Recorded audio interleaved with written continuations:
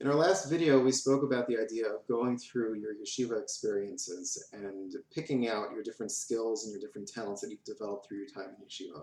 And going through your life experiences, even going so far back as when you were a kid, and figuring out what kind of activities you've enjoyed, what kind of activities help you to feel accomplished and fulfilled, and thinking about how those might translate into marketable skills. Let's say you've done that. Let's say you've gone through your experiences, you've picked out 3 or 4 specific talents that you've noticed you really enjoy using, you really feel accomplished when you're able to use them. And you may even have identified a few different industries or career paths that heavily use those skills. Question is, now where do you go? Now what are you going to do? The answer is you have to do some research. It's important to speak to people who are actually in these industries so you get a good feel for what the day-to-day life in these industries is going to be like. You want to understand what's it like working in that kind of an environment. What kind of environments can you expect to have to work in when you're a member of this industry? If you're going to have that particular career path, you want to know what it's going to actually be like on a day-to-day basis. You have to ask also what the financial expectations are going to be like. What's the starting salary? Is there a cap on salary? Is there something that beyond that level you can expect that you're not going to be able to make? These are all important issues specifically for a younger mom who's coming out of Kollel, who probably has a family, has financial obligations for sure, and is now going to have to take on the burden of supporting the family. So you have to know exactly what you're getting into. You have to know what you can expect, and you have to know that you're going to be comfortable with it. You also need to know about the life-work balance. There may be very well-paying jobs with very respectable environments that need you to be out of the house for 12 hours a day.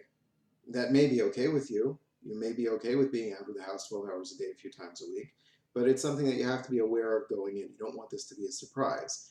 You have to figure out if this, in general, if this particular career path is going to be one that's going to work with your values and your life the way you want to live it.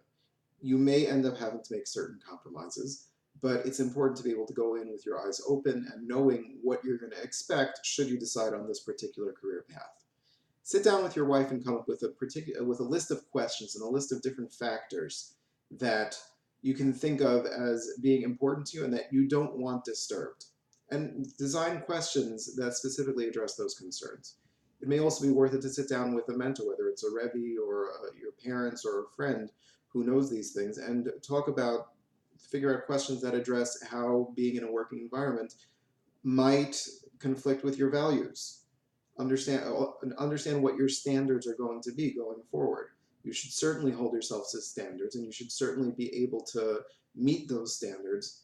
It's important to be realistic and to have those standards cleared by someone whose judgment you trust.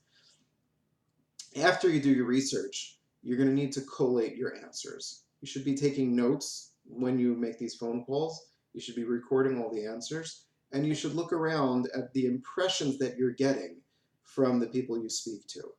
Is this something you're going to be comfortable with or not? Is this something that is going to make enough money for you or not? Is this something that has earning power or not? Is this something that you feel is going to be on a day-to-day basis? Is this going to work for you? That's an important question to be able to ask, and it's an important question to be able to answer. You really shouldn't have to make a decision if you don't know what you're getting yourself into.